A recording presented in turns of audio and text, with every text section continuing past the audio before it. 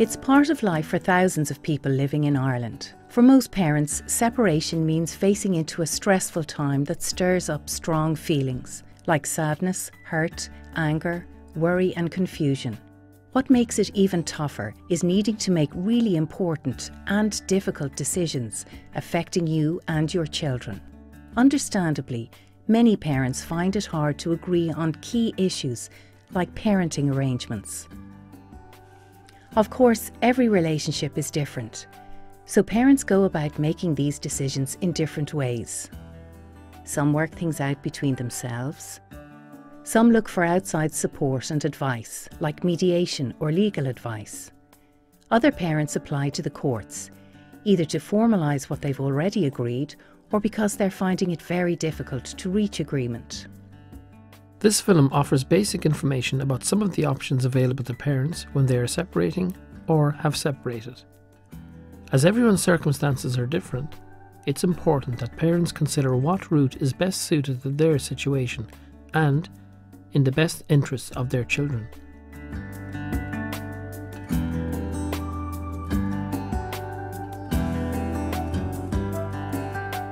As you know, following separation, parents and their children have rights and entitlements. Organisations like Citizens Information can give you information on rights, entitlements and other issues that arise following separation. You might also like to get legal advice.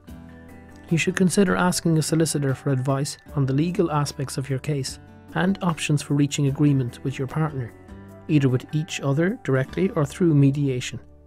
If you feel you need to apply to the court to resolve matters, you can ask a solicitor to represent you in court. If you can't afford legal advice and representation, you can apply for these services from the Legal Aid Board.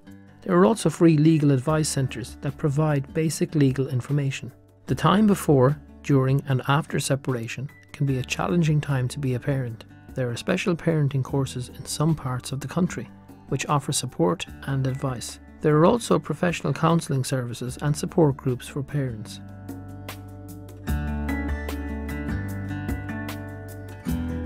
For many people, family mediation may be a positive step to take. Parents can try to reach agreement through mediation instead of going to court. Parents can also try mediation even if they're already involved in or have gone through court proceedings.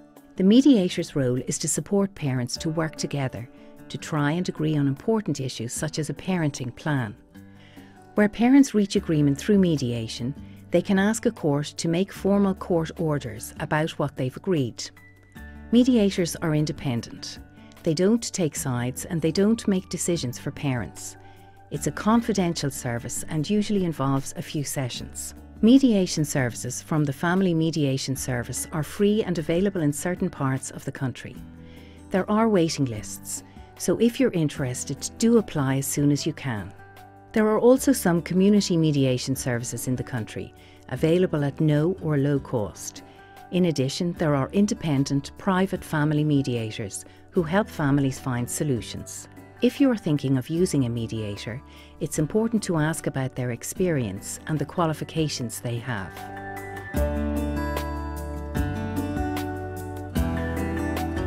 Family law issues dealt with by the district courts include guardianship, custody, access, maintenance, domestic violence and child protection.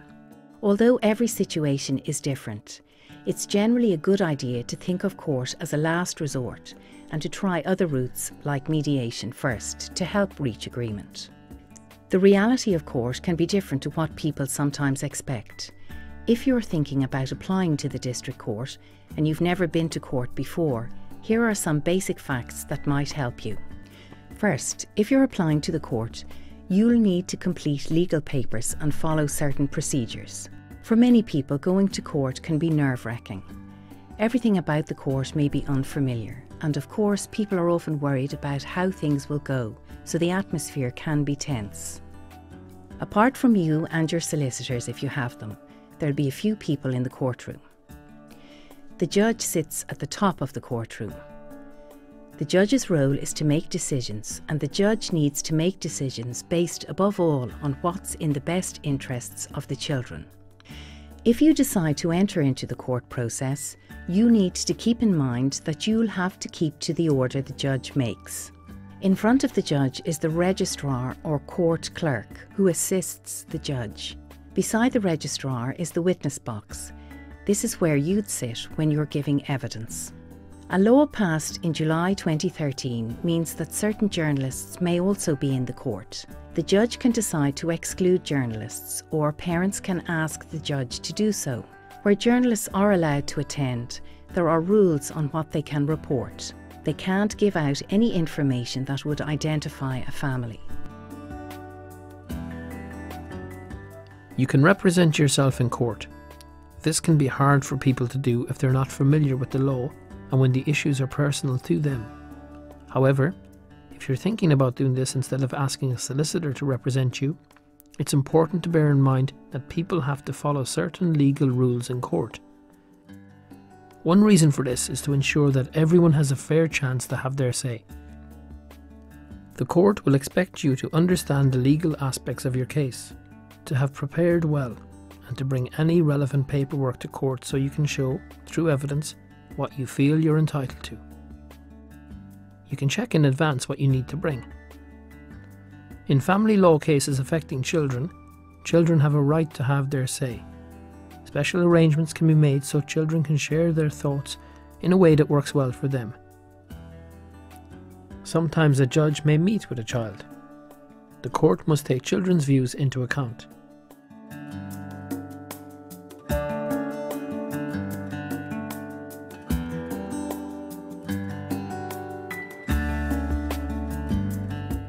Whatever route you take, and despite your best efforts, your children can be deeply affected by your separation. They can experience feelings of loss, hurt, anger, and anxiety.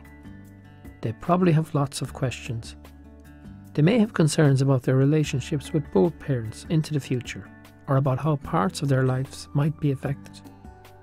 Some children can worry that they're responsible for what's happened, or that they'll be asked to take sides.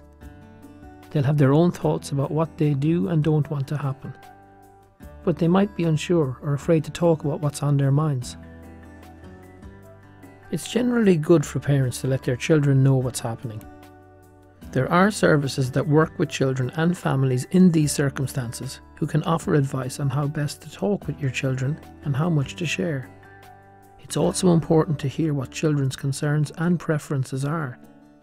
Some children will be comfortable talking directly with their parents. Some might prefer to write down what's on their mind and give it to both parents to read. Others may find it easier to talk to their parents with the help of a trusted adult, like a close relative or neighbour. As it's vital children talk about how they're feeling, remember that there are support groups and counselling services, especially for children and teenagers. Finally, if you're considering family mediation or court, your children could really welcome the chance to have their views taken into account. Your family mediator or solicitor can explain the options around this.